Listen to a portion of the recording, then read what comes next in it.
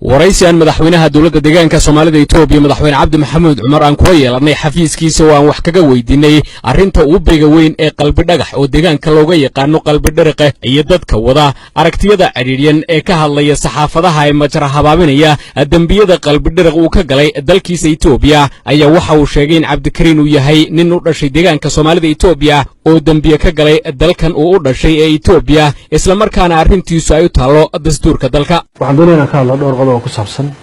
ninka ama xaaladda Cabdikariin laga hadlayo horta marka koobaad waxay isweydiin lahaa Cabdikariin waayo waa kuma Cabdikariin waa nin dawladda deegaanka Soomaalida Itoobiya u dhashay booliska ugu horeeyay deegaanka kamid ah kadib waxa weeyaan dhibaato uu sameeyay iyo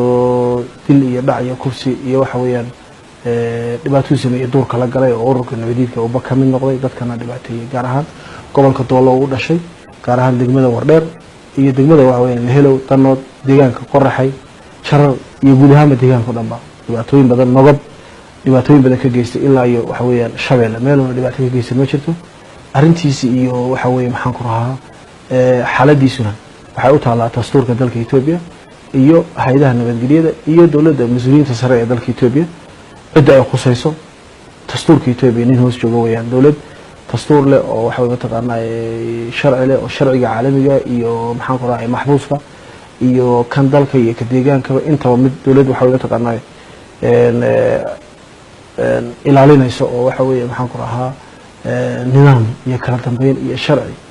uu ka jiro ayuu Cabdikariin ma taqaanaa dastuurkaas hoos yaala iyadana u taala talaabooyinkii ma taqaanaa markaas waxa weeyaan dawladda ay ka qaadanayso dhanka kale madaxweynaha ayaa ka hadlay dadka siyaabaha khaldan uga hadlaya arinta Cabdikariin qalbi dhagax isagoo sheegay inay wataan dana qarsoon oo u socda meel kale oo ay ujeedadoodu tahay inay soo celiyaan dhiig miiratadii al-shabaab iyo ubo dadka hadda siyaabo kala gedsan bay uga hadlayaan dad fikirro khaldan bay ku hadlayaan oo tusaalaan Cabdikariin bay ka hadlayaan marka waxa isweydiinaya Cabdikariin cidda ka hadlaysa ee hadda maxaan ku rahaa weeyaan ayaamahan dambe ama diaspora ama Soomaaliya ha fadhiya dadka ka hadlayay horta waxa weeyaan Cabdikariin bay u danaynayaan baa ka hadlayay oo Cabdikariin way ka xun yihiin in wax la yeelo maya hirin agenda fara badan baa jira hirino agenda fara badan oo iskor saaran baa jira qaar waxay rabaan ma taqaanay kursiga ku doonayaan oo dawladda Soomaaliya ma taqaanay iyo waxa weeyaan nidaam wala isgaranaya wax iska cad weeyaan politics ka raxsan halkaasina wal xoga soo dhaxbaxo ikradinayaan oo iska cadahay marka waxa weeyaan taqaanay oohin bilaash ma taqaanay waxba ka jirin ma taqaanay oohinaya midna waa mid dawladda Soomaaliya iyo Amisom iyo Itoobiya iyo shacabka Soomaaliya waxa weeyaan halgankii ay galeen ee al-shabaab ku tirtireen waxa weeyaan al-shabaab ku weeqantay ee hadda mas'uuliyiinteedii ugu sareysay isku soo dhiibayso waxa weeyaan talaabada laga qaaday qorshe si al-shabaab loo soo celiyo al-shabaab baa loo ooyay Cabdikariin horta lama ooyay qaar badan al-shabaab bay ooyay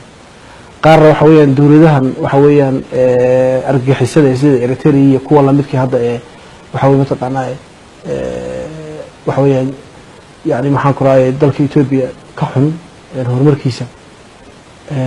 waxa weeyaan yaa ugu soo dhumanaya kuwaas ma taqaanaa qorshayaal ay bixinayaan weeyaan dadka qaarkood oo iyagu dad nooca u hadlaya weeyaan madaxweynaha ayaa intaas ku daray in cidda dhahaysa Cabdikariin 77kii ayuu dhaawacmay ay uga haboon tahay inay ka hadlaan kuwa maalin kasta ku dhaawacmaya Soomaaliya iyo dhibaatada al-shabaab Cabdikariin 77kii uu dhaawacmay 77kii uu dhaawacay ninka dhahaya waxa isweydiinay in markaa muwaadin oo 77kii ku dhaawacmay ayaa ka xumahay uu leeyahay miya hadduu taaleeyahay shalay ninka ma taqaanaa dhaawacmay ee al-shabaab ku dhaawacmay ee ciidanka qaranka ee Soomaaliya hadda jooga ciidanka qaranka ama hay'adaha kala gedisan ee dawladda Soomaaliya ee hadda al-shabaab ku dhaawacantay kaamu ka hadlo ma taqaanaa wax loo qabto kaamu ka hadlo dhibaatadiisa ma taqaanaa qoysaskiisa isagoo ay rafaadayaan kaasina uu ka hadlay shacabka al-shabaab ku dhintay Cabdikariin wuu leeyahay kuwa dhintay maalin kasta qaraxa la daba taagan yahay maalin qudha isagoo laga mudaharaad lama arkin su'aashan doonayna inaan weydiiyo caalamka iyo dadka iyo ciidan hadlaysay waxaysan waxa weeyaan war Cabdikariin marka uu mudaharaadaysa nin baa la dhiibay Cabdikariin waa hal shakhsi weeyaan waxa weeyaan dawladda Itoobiya oo waxa weeyaan taqaanaa 2000 sano Itoobiya soo dastuur iyo sharci ka jira ayaa jira uu ka nasiib fiican yahay kuwii horaan leeyahay waxa weeyaan taqaanaa si nabadgelyo ku jooga wax ku taqaanaa ku dhicina ma jirto sanad dastuurkaas wuxuu siiyay bulay marka maxaa loo waayay dad al-shabaab dadkii la isay ka mudaharaaday basu'aal nimanka mudaharaaday oo taasay soo diinaya maxaa loo mudaharaadi weyday inaad dowladdii Soomaaliya la yaqaanay waxa weeye maxaan ku rahaayay waxa weeyaan horumar ka shaqeynaysa Soomaaliga keentay af Soomaaliga qortay waxa weeye taqaanaa yani Soomaalinimada ma taqaanaa ay abuurtay waxa weeye maxaan ku rahaa horumarka lagu yaqaanay dawladii nooca ah baa naga luntay waan soo ceshanayna go'aana maxay u qaadan weeyeen way taagu mudaharaad weeyeen inay maxaan ku rahaa dawladda soddon dawlad baa kor fadhiya oo waxa weeye taqaanaa amisom leeyahay yaa kor fadhiya taa marka inta ka ficil ka qaataan inay iyagu ismaamulaan oo dawlad ma taqaanaa noqdaan oo waxa weeyaan madaxdooda ka dambeeyaan oo is ixtiraamaan madaxduna ay iyaga ixtiraamta la ixtiraamta saasay ixtiraam ku leeyahay laakiin taana ima dhibayso oo adduunyada faraha badan ee kor fadhida Soomaaliya ninka Soomaaliga waxa uu taqaan Soomaaliya u dhashay inuu waxa weeye maxaan ku rahaayay taa inta ka ficiltabo uu dawlad waxa weeyaan isagu maamulo oo dawlad waxa weeye maxaan ku rahaa markaas iyadu kala dambeynaysa oo muwaadinimo ah inuu helo inuu u mudaharaado waxa weeye maxaan ku rahaayay al-shabaab baa u diidanay al-shabaab iska dulqaado qabyaalad baa u diidanay qabyaalad iska dulqaado taas baa inuu ka mudaharaado abdikariin ma hay mataqaanaa inuu ka mudaharaado taa waxaan leeyahay dib iskugu noqdo waxa weeyaan waxay ka dhigan tahay dadkii al-shabaabtu leeynayay Soomaaliya ku dhintay ardada hay qalin jabinay waxa weeye maxaan ku rahaa ardada iyagoo maanta soo qalin jabiyay oo jaamacadda ka soo qalin jabiyay dadka waxa weeye mataqaanaa safarka ee soo galay iyo safarka baxaya iyo dadka muqaaxida fadhiya hoteelada fadhiya ee socda dadka masaakiinta maalin kasta la leeynayo maxay idin dhaqan weeyeen oo mudaharaad weeyeen ee Muqdisho lagu leeynayo ee Soomaaliya lagu leeynayo iyagoo tukanaya la leeynayo ee masaajidada lagu leeynayo ee la dhibaateynayo ee Soomaalida taa kama naxaysan miya kuwa dibadda jooga la hadlaya kuwa gudaha jooga waa la hadlaya taasina ka naxdaan oo ka hadashaan baa laakiin maalin kasta dad baa lagu laayaa Soomaaliya qarax baa maalin kasta ka dhaca taa ma taqaanaa mar ku dhaysagoo laga mudaharaadi oo laga hadlay ma taqaanaa taas ma xaq baa mise cadaalad ninka muwaadinka ee aqliga aad ku garatay inaad tiraahdo Cabdikariin baa ma taqaanaa ka mudaharaadi taa maxaad ugu orkeeday indhaha taa ku aragtay dhayaha tan ku maqlayso maxaad u qaadan weeyay tan baa taala waa diin ma taqaanaa fikir sax ah oo saliim ah leedahay madaxweynaha ayaa ku tilmaamay dadka deegaanka Soomaalida Itoobiya ku tilmaamaya Soomaali galbeed ay yihiin dadka eegaya goobta ay joogaan oo ah Soomaaliya gaar ahaan Muqdisho dadka dhahay Soomaali galbeed dhahay waa deegaanka Soomaalidu waxa weeyaan Soomaali weeyaan laakiin waa dad Itoobiyana waana deegaan Soomaalida Itoobiya oo waxa weeyaan marka aad sabaad joogto koonfur yani ma taqaanaa koonfur bari ama bariga Itoobiya nahay haddaad Muqdisho naga soo eegto laakiin tii Soomaali galbeed waa dhig marka taas waa fikirkii shuuciga ah Soomaali galbeed marka la Muqdisho fadhida ama Soomaaliya joogta laakiin anaga tii waxa weeye maxaan ku raacay sabab marka aad joogto inaad soo fiirisaa fiicano waxa weeye mataqaanaa xaqan nahay marka waxay noqonaysaa bariga Itoobiya koonfur bari Itoobiya ama bariga Itoobiya nahay dawladda deegaanka Soomaaliya Itoobiya ee ku taala qaarad ahaan ama qarid ahaan waa koonfur bari Itoobiya ayaa leeyahay laakiin hadda tira Soomaali galbeed waa marka mataqaanaa Soomaaliya aad joogtay galiyan tahay taana mataqaanaa insaas loo fahmo waa muhiim dhanka kale madaxweynaha ayaa sheegay in xiriirka iyo daris wanaagga ka dhaxeeya Itoobiya iyo Soomaaliya iyo waliba heshiisyo hore oo ay wada galeen madaxdii hore ee dawladda Soomaaliya oo ay ka mid yihiin wasiir Mahad Maxamed Salaad wasiir Maxamed Mursal Jaamac Geelle madaxweynihii Galmudug ee xilligaasi mudane Cabdikariin Xuseen Guuleed iyo dawladda Itoobiya waa dad walaalaha oo jaara Itoobiya marka ma taqaanaa hadda Itoobiya caydana dad Soomaaliya cayday hortoodo hadda Itoobiya wax ka sheegtana dad Soomaaliya wax ka sheegtay taana ma taqaanaa ilo ogaada loo baahan yahay Itoobiya qoomiyada fara badan isku tagay qoomiyada iyo Itoobiya leeyahay marka Itoobiya Soomaaliya xad dheer bay leeyihiin xad dheer ay leeyihiin in 2,000 kilomitir ka badan xadka dheer iskaashi u baahan yahay labada dhinacba nabad wuxuu ku karaa dawladda Soomaaliya iyo dawladda Itoobiya isku kaashada iskaashuna mutual interest weeyaan labada dhinac inuu ku yimaadaan muhiim hal dhinac inuu ku yimaadaan ma Soomaaliya Itoobiya way taageertaa ma taqaanaa Soomaaliya intay karayso way ku dhimatay ciidankeedii baa mataqaanaa ku dhintay waxa weeye maxaan ku raayay codsigii Soomaaliya iyadoo ka jawaabiso iyo al-shabaab kala halgantay waxa weeyaan maxaan ku raayay dadka Soomaaliya ee qaxootiga ku jooga ee wanaag halkan jooga yaa si fiican mataqaanaa ugu nool waxa weeyaan way u baxsadeen marka dawladda Soomaaliya hadda jirta Ra'iisul Khayre iyo madaxweyne Farmaajo de shalay bay ahayd markii Ra'iisul Wasaaraha dalka Itoobiya ay waxa weeye ka codsanayeen 114 dhalinyaro oo kuwa dambi Soomaaliya ka soo galay iyo kuwa Itoobiya ka galay isugu jira